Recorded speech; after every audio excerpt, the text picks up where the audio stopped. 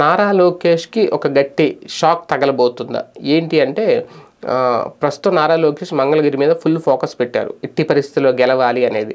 Majority కూడా పెట్టుకున్నారు, target 1,00,000 majority రావాలని. అది అసలు గెలవడమే ఎక్కువ అనుకుంటే ఇంక 1,00,000 మెజార్టీ వస్తుందా 50,000 మెజార్టీ వస్తుందనే తర్వాత సంగతి. కానీ ఇప్పుడు ఆయనకు వచ్చే ఓట్లకు గండి పడేలాగా కాంగ్రెస్ కూటమి వ్యూహం, అక్కడి నుంచి కమ్యూనిస్ట్ పార్టీ నుంచి ఒక నాయకుడు రంగంలోకి దిగబోతున్నారు. ఎందుకంటే సిపిఎం పార్టీల నుంచి నాయకులు వచ్చినంత మాత్రాన్ని ఏం జరుగుద్దిలే అని అనుకోవడానికి అలా అనుకుంటే కనుక పొరపాటే. ఎందుకంటే మంగళగిరిలో గతంలో జరిగింది చూసుకుంటే కనుక, ఎందుకంటే ఇప్పటికే మంగళగిరి నుంచి 50,000 మెజార్టీ ఖాయమని చెప్పి నారా లోకేష్ అనుకుంటున్న నేపథ్యంలో అంటే ఇప్పటివరకు అక్కడ ఎవరికి కూడా 14,000 ఓట్లకు మెజార్టీకి మించి అయితే ఇప్పటివరకు ఎవరు రాలేదు. అతి తక్కువ ఓట్లతో ఓడిపోయిన సందర్భాలు కూడా ఉన్నాయి అప్పట్లో గంజి చిరంజీవి. ఇప్పుడు ప్రధానంగా అదే 12 ఓట్ల తేడాతో కూడా ఓడిపోయారు. 12 ఓట్ల తేడాతో గెలిచింది వైసీపీ, అప్పట్లో ఆల్ రామకృష్ణారెడ్డి గారు. అంత హోరాహోరీ ఫైట్. ఇప్పుడు కమ్యూనిస్టులకి కాంగ్రెస్కి కూడా ఇక్కడ కాస్తంత బలం ఉంది మొదటి నుంచి. ఆ రెండు పార్టీలు కూడా గతంలో అనేక సార్లు గెలిచాయి. ఎందుకంటే కమ్యూనిస్టులు చూసుకుంటే 2004లో ఒంటరిగా పోటీ చేసి 33,000 ఓట్లు సాధించారు. అలాగే 2009లో చూస్తే సిపిఐ విడివిడిగా పోటీ చేసి 25,000 ఓట్లు తెచ్చుకున్నారు. అలాగే 2014లో రెండు పార్టీలు మరోసారి విడివిడిగా పోటీ చేస్తే 15,000 ఓట్లు వచ్చినాయి అంటే ఇద్దరికి కలిపి.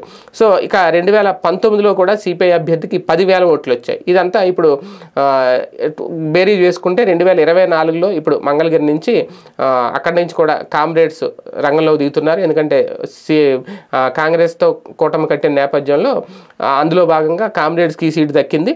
కనీసం ఇప్పుడు 10,000 ఓట్లైనా వాళ్ళు దక్కించుకుంటారు అనేది గత ఎన్నికల్లో వచ్చిన ఓట్లను బేరీ చేసుకుంటే.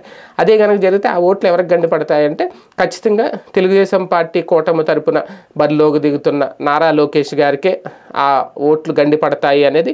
అదే కనుక జరిగితే ఒక రకంగా గెలుపు చాలా కీలకం, అవసరం నారా లోకేష్ గారికి.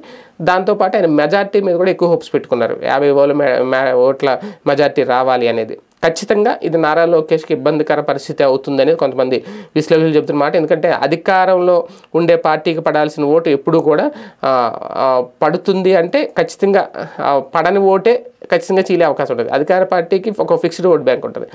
ఆ అధికార పార్టీ మీద ఉన్న వ్యతిరేక ఓటుని వీళ్ళు క్యాష్ చేసుకోవాలి. అది ఈ కూటమి కనుక చీల్చేస్తే 10,000 ఓట్లు అట్టే వెళ్ళిపోతే ఇంకా నారా లోకేష్ గారి పరిస్థితి ఏంటి? ఏది ఏమైనా ఇప్పుడు ఇదొక కొత్త ఇబ్బందా, కొత్త టెన్షనా లోకేష్ గారికి, లేదా సునాయాసంగా గెలిచేస్తారా చూద్దాం.